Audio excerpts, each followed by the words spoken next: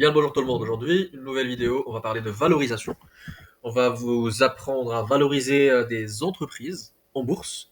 Et grâce à un outil que j'ai commencé à développer, on va ensemble valoriser certaines actions. Et puis vous pourrez aussi me proposer des actions en commentaire que je pourrai valoriser dans les prochaines vidéos. Donc on va commencer par donner des exemples dans la vie courante. Comment savoir si un investissement est meilleur qu'un autre? L'investissement le plus logique, pas logique, le plus intuitif et le plus courant qu'on fait dans la vie de tous les jours, c'est acheter des apparts et les louer. D'accord? Supposons que vous allez acheter un appart à 100 000 euros. Ok? Les loyers. Supposons que vous avez net, vous l'achetez cash, il n'y a pas de crédit, il n'y a pas de mensualité de crédit. Il y a par contre des charges de copropriété, tout ce que vous voulez. Donc supposons bénéfice net, il vous reste 300 euros par mois. Et du coup, les 300 euros par mois, en année, ça vous fait quoi? Ça vous fait 3600. On va mettre bénéfice. D'accord? Maintenant, on va introduire un truc.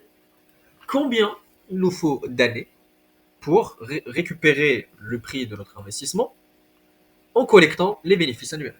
Combien? Simple. On va faire égal, on va mettre ça, divisé par ça. 27, on va mettre comme ça. On va mettre... Voilà. On va appeler ça le multiple. Ou sinon, price, le prix de l'appartement, to earning, les bénéfices, ratio, le ratio, cours sur bénéfice ou prix sur bénéfice. Ok. Donc, comment voir ce multiple, le PER? En fait, c'est simplement le prix qu'on a payé pour avoir l'appart divisé par les bénéfices annuels. Si on a les mêmes bénéfices, on récupère le prix de l'appart dans 28 ans à peu près. Jusqu'à là, tout est bon. On peut aussi voir ces bénéfices et en fait voir la performance de cet appartement en considérant le rendement. Sauf que le rendement, il est propre à l'immobilier. Je vais vous dire pourquoi. On prend les bénéfices et on multiplie par le prix. Donc ça nous donne 3,6% par an. Ok. Il faut savoir que dans le locatif, le bénéfice, on l'a dans notre poche. D'accord? Ou sinon, on l'a dans notre SCI. Par contre, en bourse, le bénéfice, l'entreprise choisit de le distribuer en dividendes ou rachat d'actions, ou de ne rien faire et de garder le bénéfice, le réinvestir ou le mettre en trésorerie ou plein de choses. C'est pour ça que le rendement, si on considère le rendement en bourse avec le même calcul, on aura ce qu'on appelle earning yield, c'est-à-dire le rendement des bénéfices, et non pas le rendement des dividendes. En bourse, on ne parle pas de rendement pour valoriser les actions, parce que quand on entend rendement, c'est dividende, rendement sur dividende. Alors que le dividende, c'est pas forcément l'entièreté des bénéfices. Une entreprise peut nous donner 10% de dividende et son rendement des bénéfices n'est que de 11%, alors qu'une autre entreprise peut nous donner 1% des dividendes, alors que ses rendements des bénéfices est de 25%, par exemple. Donc, le dividende n'est pas une façon de valoriser. C'est par contre une façon de s'enrichir en bourse. Restons sur ces exemples. Pourquoi j'ai parlé du multiple, vous allez voir. Supposons, là, j'ai un autre appart. Supposons, je l'ai acheté, allez, on va mettre 250 000 euros. Boum. 250 000 euros. Je le loue à 800 euros par mois. 800 fois 12, 9 600. D'accord? Vous savez quoi? Je vais mettre 1000 balles. Je vais le louer à 1000. 12 000 par an. Alors, le multiple sera de combien? Sur combien d'années je récupère mon investissement? Simple. Je tire 20 ans.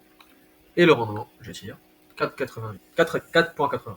Donc, soit je vois cet investissement comme un investissement qui me rend mon argent en 21 ans, ou sinon je dis que l'investissement me rend 4,80%. Donc, en immobilier, les gens comparent les achats qu'ils font avec le rendement. Si vous trouvez un appart 1 avec les mêmes caractéristiques, il vous donne 3,60 et le même qui est presque pareil, qui vous donne 4,80, vous allez acheter celui qui vous donne 4,80 si vous en avez les moyens. Même si l'appart 2 est plus cher, on dit dans le jargon financier qu'il est plus sous-évalué que l'appart 1. Même si l'appart 1 est moins cher. On parle de cherté en bourse en comparant la performance par rapport aux bénéfices, évidemment. Donc, d'un point de vue financier, l'appartement 2 est moins cher que l'appartement 1. Moins cher en valorisation. Il est valorisé moins cher. Si on veut que l'appart 2 soit aussi bien valorisé ou soit aussi fortement valorisé que l'appart 1, il faudrait mettre par exemple ici 750 peut-être. Alors, essayons 750. Pile pas, je suis trop fort. 750 x 12, ça nous donne 9000. 9000, si on la divise par 250 000, ça donne 360%. Si on voit avec ces bénéfices combien d'années on on nous rend notre capital, bah c'est 27,80. Donc, dans ce cas-là, même s'ils ont le même prix, on dit en bourse ou en finance qu'ils sont correctement évalués l'un par rapport à l'autre, ou sinon ils ont la même valeur. Ils n'ont pas le même prix, mais ils ont la même valeur. Donc, vous l'avez compris, en immobilier, on compare le rendement, c'est plus simple, c'est plus intuitif. Mais en bourse, vu que ce rendement est faussé par rendement des dividendes, rendement des bénéfices, on va comparer le PER. C'est pour ça que vous allez entendre parler de PER, de multiples. Par exemple, là, regardez, Meta, elle a un PER, un multiple de 27,96. C'est le PER, donc si on prend les bénéfices nets de l'entreprise, et si on prend la capitalisation boursière entière de l'entreprise, et qu'on fait la capitalisation boursière 1,6 trillion divisé par les bénéfices nets, bah on a 28 ou 27. Donc là, je pense que ça, c'est mal actualisé. Alors que le rendement en dividende, c'est que de 0,33. Alors que le vrai rendement en bénéfice doit être de beaucoup plus. Donc voilà. Maintenant, on prend l'exemple. Au lieu de parler d'appart, on va parler d'action. On va mettre action 1, le C. On va mettre action 2. Bah, le prix, on va mettre de l'action qui coûte 100 euros. On va mettre qu'elle a un bénéfice net par action annuel de 4 euros. Et on va mettre ici une action qui coûte, allez, 10 balles. Elle a un bénéfice net de 0,33 par action. Là, on va mettre les bénéfices par action. Et là, c'est le multiple, toujours, et le rendement du BNF. Avec la BNF, pour que vous puissiez voir.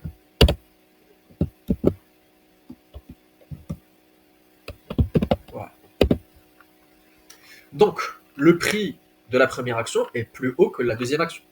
Par contre, exercice. Quelle est l'action la plus valorisée ou l'action la plus chère des deux? Quelle est l'action qui est surévaluée par rapport à l'autre? Si vous aviez le choix, vous achèteriez quelle action? Bah, simple. On compare soit le rendement du bénéfice, et là, on a dit qu'on n'en a plus besoin quand on parle d'entreprise en bourse, soit on compare les multiples. Bien évidemment, je vais vous parler un petit peu plus de ce multiple, mais dans ce cas-là, cette entreprise nous dit que 25 ans d'attente avec le même bénéfice, on récupère notre argent, alors que là, il nous faudrait 30 ans d'attente pour récupérer notre argent. Donc malgré qu'elle cote que 10 balles, elle est plus chère que celle-ci qui cote 100 balles. Vous avez compris maintenant. Évidemment, quand on les compare avec le multiple de valorisation, mais il faudrait avant faire une étude qualitative. Donc, étudier les marges, est-ce qu'elle fait des marges, est-ce qu'elle a de la croissance, est-ce que c'est un secteur stable, est-ce qu'il n'y a pas de problème dans ce secteur, est-ce qu'il n'y a pas de problème de cycle, c'est pas un secteur cyclique. Regardez, je vous donne un exemple. Le multiple, c'est le marché qui décide. En fait. Parce que regarde, supposons l'action 2, c'est une action. Euh, c'est une action d'automobile, d'accord? C'est une action d'automobile. L'automobile sont le secteur de l'automobile est soumis à beaucoup de réglementations. Vous connaissez Bruxelles, les voitures électriques. En plus, on a la compétition avec les Chinois. En plus, les taxes douanières avec Trump, donc trop de soucis. Parfois, on est en négatif, parfois, on est en positif. C'est du cycle, ça dépend des taux d'intérêt. Les gens achètent à crédit. Bref, c'est un secteur poubelle. Donc, combien d'années on a de visibilité sur l'automobile? Moi, je dirais 5. 5 ans de visibilité. Si Stellantis me dit sur 5 ans on va mettre ce plan, je peux les croire. Par contre, si on me dit que attends, 25 ans avec le bénéfice actuel et en donnant ton argent, je dirais non, c'est trop loin pour ce secteur. Donc, je mettrai 5. Si je mets 5, Bah, par le même calcul, si ça c'est le multiple et là c'est l'action, donc je vous rappelle, donc le prix égale, ou sinon l'inverse, hein, on va mettre multiple PER égale prix sur BNF. Je vais l'agrandir et je vais mettre comme ça. Donc par une inversion, le prix c'est le PER fois le BNF. Donc là, si le marché décide de donner un multiple, donc je sais que tu gagnes 0,33 par action, mais moi je pense que tu n'es pas vraiment euh, visible sur le long terme, donc je te donne un multiple de 5. Pim. Du coup, 5 fois 0,33, l'action, elle ne vaudra que, donc là ça sera la valorisation inverse, ça fois ça. Donc regardez, l'action, elle est divisée presque par 10, elle cotait 10 balles, elle ne cote que 1,65. Donc là, l'entreprise qui donne 0,33 par action avec un multiple de 5 n'est pas forcément sous-valorisé ou survalorisé, parce que faut voir les perspectives du secteur. Le multiple, il dépend du secteur en action.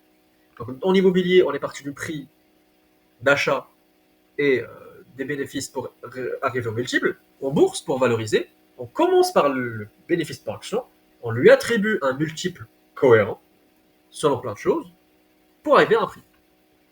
Donc, le multiple, comment on l'attribue? On l'attribue selon plein de choses. On va mettre ici.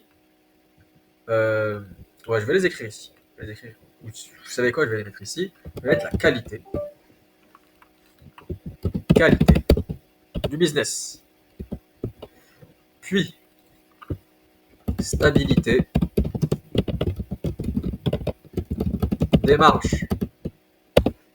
Puis, croissance des bénéfices. Management.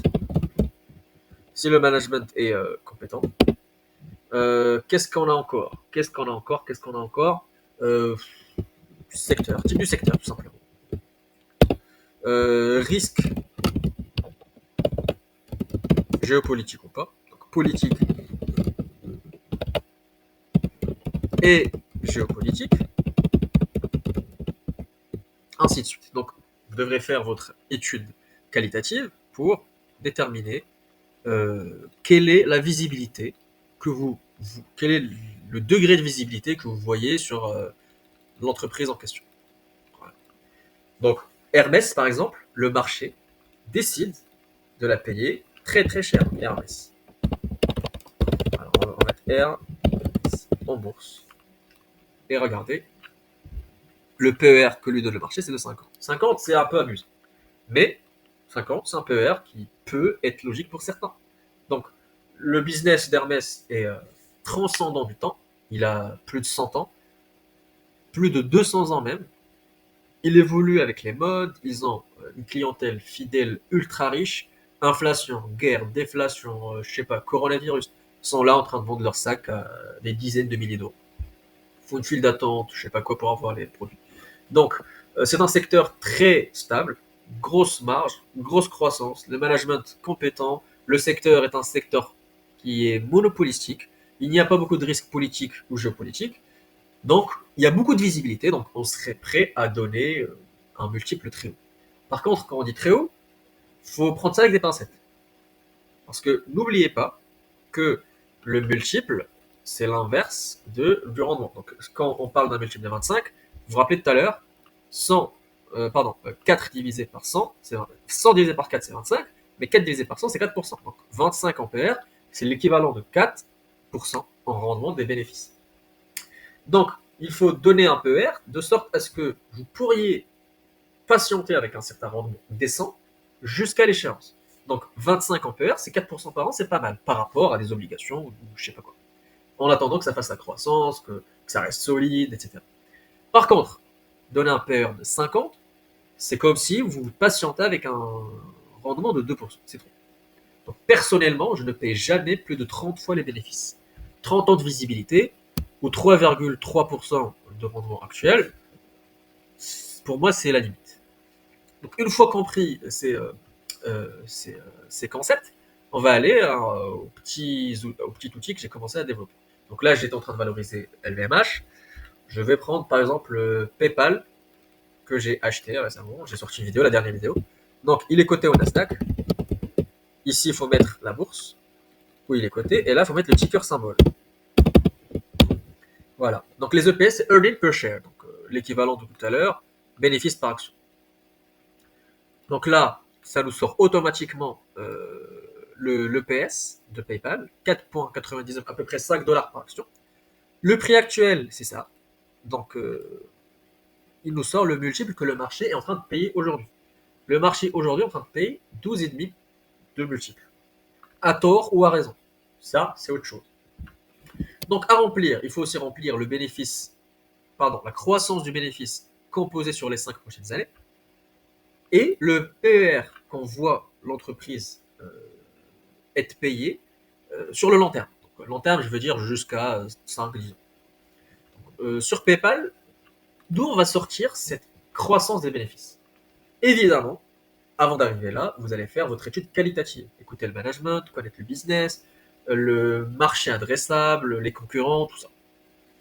Donc, la croissance des bénéfices, deux sources. Première source, le management. Qu'est-ce que dit le PDG? Deuxième source, les analystes. Qu'est-ce que pensent les analystes qui ont posé des questions au PDG? Donc là, dans ce cas-là, le PDG pense qu'on va croître à 12-13% par an, et l'année prochaine, spéciale, 10%. Les analystes pensent qu'on va croître à 11-12%. On peut prendre une marge de sécurité à 10%. Moi, vu que eux, ils pensent qu'on va croître à 12-13, je vais faire 7%. 7%, ça me suffit. 7%. Maintenant, un PR long terme. Comme on a dit, c'est une question de visibilité, de qualité du business. PayPal, c'est un business dans le paiement en ligne. Beaucoup de compétitivité et de concurrence, point négatif. Un bon management, point positif. Très peu de capex pour faire tourner le business, point positif. Des secteurs de croissance et des activités des segments de croissance, partenariat avec l'OpenAI, point positif. On rentre dans le marché des stablecoins, point positif. Le bilan impeccable, pas de dette, point positif. Les marges sont en train d'être améliorées, même si vous regardez, ma dernière vidéo, le TPV il est en train de descendre. Donc c'est combien on sort d'argent sur tout l'argent qui circule. Mais c'est pas grave, c'est le business. Toutes les entreprises vont faire baisser leurs coûts qu'ils facturent pour gagner des parts de marché. Mais comme l'entreprise rachète massivement ses actions, les actions vont diminuer dans le marché, et du coup, on aura une croissance des bénéfices tirée uniquement par les rachats d'actions. Et en plus par le business soulage. Donc 7%, ça me paraît complètement possible. S'ils ne font pas 12 prévus, mais 10, là, on aura fait nos calculs sur 7, donc c'est très bien. Ça s'appelle la marge de sécurité. Et du coup, le PER, 15 ans de visibilité, c'est le minimum. Si on paye Meta, si on paye le marché américain dans l'ensemble à 25 fois les bénéfices, 15 fois les bénéfices pour PayPal, c'est carrément donné. On va pas aller à 20, 25, parce qu'il y a quand même un risque de crédit qui commence à fleurir dans PayPal, j'en ai parlé dans ma dernière vidéo, mais ce n'est pas pour autant une bancaire. Et il fonctionne par récupération des marges. On va mettre 15. Voilà. Donc, avec ces hypothèses, comme ça, le prix actuel étant de 62,81, là, on a le retour sur 3 ans, sur 5 ans, sur 10 ans. Donc, sur les 5 prochaines années, avec les hypothèses qu'on a rentrées, on a une performance du prix de l'action, théoriquement, dans 5 ans de 10%. 11% à peu près. Parce que dans 7 ans, dans 3 ans, théoriquement, ça sera 91. Dans 5 ans, ça sera 105. Et dans 10 ans, ça sera 150.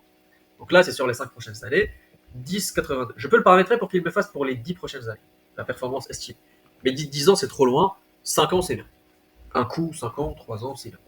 Donc je fais 10,82% par an sur 5 ans, ça me convient. Moi, je veux faire que 10% en plus. Donc là, le carreau est vert dès que c'est plus au-delà de 10%.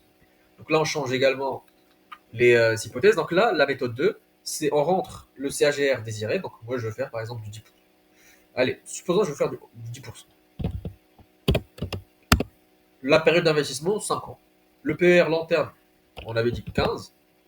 Et la croissance estimée, on avait dit 7. Alors, on va mettre 7. Voilà, donc ça nous donne le prix maximal à payer pour réaliser cette performance souhaitée. Donc supposons, moi je vais faire du 15%. 15%, on double le capital chaque 5 ans. Chaque 4 ans, pardon. Donc, pour faire du 15% par an, avec les hypothèses de croissance qu'on a rentrées et un PER long terme qu'on a rentré, le prix d'achat qu'on devrait ne pas dépasser est de 52 balles. Pendant avril, je pense, c'était possible. Je crois. Ou sinon l'année dernière. Donc voilà une valorisation simple de PayPal. Donc, vu que les deux sortent verts, d'après mes hypothèses, l'entreprise PayPal est sous-évaluée selon mes objectifs. Donc, je vous rappelle, mon objectif est de faire plus de 10% par an et faire croître mon capital d'une certaine vitesse. Supposons maintenant l'entreprise, elle me surprend et elle fait 10% de croissance, toujours moins que ce que prévient le management, mais elle fait 10%. Voilà. Si elle fait 10% de croissance, je fais 14% de performance par an. Très très bien. Et donc regardez, 10% de bénéfices estimés. On pourra faire nos 10% à l'aise, même en l'achetant à ce prix, si la croissance des bénéfices est de 10%. J'espère que vous avez commencé à comprendre. Je vais vous faire un dernier exemple. On va parler de Meta, hein, l'entreprise que j'ai aussi ajoutée à mon portefeuille. Meta. PIB. Donc Meta, le PS, donc chaque action Meta contient 22,6 $ de bénéfices. Bien évidemment, c'est les bénéfices de cette année. L'action vaut 109 $, donc le multiple que paye le marché aujourd'hui est de 27. Tout à l'heure c'était de 12,5, là c'est de 27. Pourquoi? Parce qu'on pense que Meta n'est pas contrainte au même risque que subit PayPal.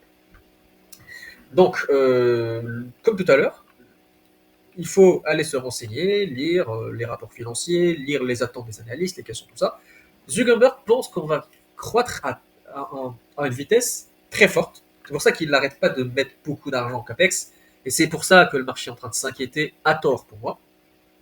Mais du coup, le CAGR, il est en train d'exploser. Pardon, le CAPEX est en train d'exploser. Et Mark Zuckerberg est en train d'attendre un CAGR des bénéfices hyper fort. Du coup, ils ont fait 26% dernièrement. Ils prévoient 15% sur les 5 prochaines années. Je vais faire 10%. PR long terme, pour lequel je vois Meta s'échanger. Comme tout à l'heure, la qualité, business très qualitatif, 3,5 ou même plus, 4 milliards d'utilisateurs dans le monde utilisent au moins un produit de Meta. Facebook, Instagram, WhatsApp, Thread. Donc ils ont le monopole sur tout ce qu'on regarde en fait. La stabilité des marges, possible. Là j'ai oublié un truc très important, c'est le pricing power. Le pricing power, c'est la possibilité de faire augmenter les prix arbitrairement et que le client accepte. Donc là, le business est qualitatif, stabilité des marges, les marges sont en constante amélioration, l'intelligence artificielle est en train de remplacer les gens, donc on fait plus de marge, la croissance des bénéfices est plus ou moins forte, le management a plus de 5% du capital, donc il est dedans et c'est quelqu'un de très ingénieux. Le secteur est un secteur monopolistique, même s'il est un petit peu cyclique sur long terme, il suit le cycle économique, mais on va dire que le secteur est un secteur. Avec Google, ils ont le duopole. Voilà. Risque politique ou géopolitique, ils sont pas présents en Chine. Je vois pas comment ils peuvent être touchés. Ils sont pas présents en Chine, mais les entreprises chinoises utilisent les ads sur Insta, Facebook, tout ça. C'est vrai. S'il y a la guerre en Chine ou si la guerre est faite contre Taïwan par exemple, à moins que les États-Unis coupent tous les ponts avec les entreprises chinoises,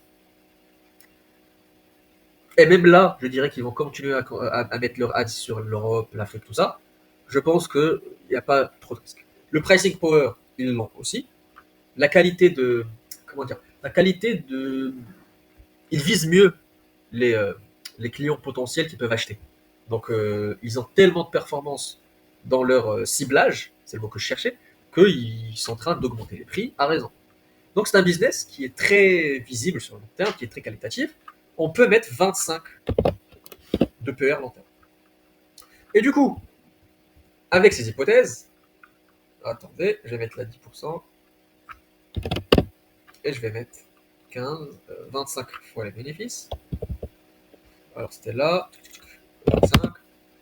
Donc avec ces hypothèses, si on achète Meta au prix actuel, on fait 8,35% sur les 5 prochaines années. Ce qui est pas mal, hein, mais moins de 10% que je cherche à faire. Et évidemment, si je cherche à faire, c'est l'inverse, hein, si je cherche à faire 10% de bénéfices, à 10% de performance, avec les hypothèses actuelles, il faudrait que je l'achète à 565. Par contre, regardez à quel point c'est magique. Si ils réussissent à faire par exemple 12% au lieu de 10, alors là, ça change. Alors là, ça change. Là, je suis sur mes 10%. Et là, c'est presque le prix actuel. 109, 118, c'est presque le prix actuel. Donc, je pense que 11,5%, ça doit être le point mort. Je crois. Alors, non, c'est pas 1,5. 11,5 quand même, c'est mes prix. Ouais, 11,5, c'est limite. 11,5, je vais être là. 11,5. Hop, hop. Ouais, 11,5, on est proche des 10, mais c'est pas comme. Donc, résumé, avec les hypothèses actuelles, méta, est soit correctement évalué, soit légèrement surévalué. Légèrement, très légèrement, de 10%. Moi, j'ai commencé à la mettre sur mon portefeuille, 2% de mon portefeuille. C'est très volatile et je tente un petit coup de spéculation si jamais ça remonte. Sinon, bah, je garde et si je fais performance 2035, j'aurais pas perdu d'argent, hein, j'aurais juste moins fait accélérer mon portefeuille que ce que je voulais. Donc voilà pour la valorisation. N'hésitez pas à mettre les actions que vous voulez que je valorise. Bien évidemment, je vais faire ma recherche à côté pour l'estimation des bénéfices, le PER, pourquoi je choisirais un PER en particulier. Pour ça, je vais faire une étude et je ferai des vidéos pour valoriser l'entreprise que vous proposez. Donc j'espère que vous avez aimé cette vidéo, que vous avez appris beaucoup de choses. Et puis on se dit à la prochaine. Bonne journée à vous.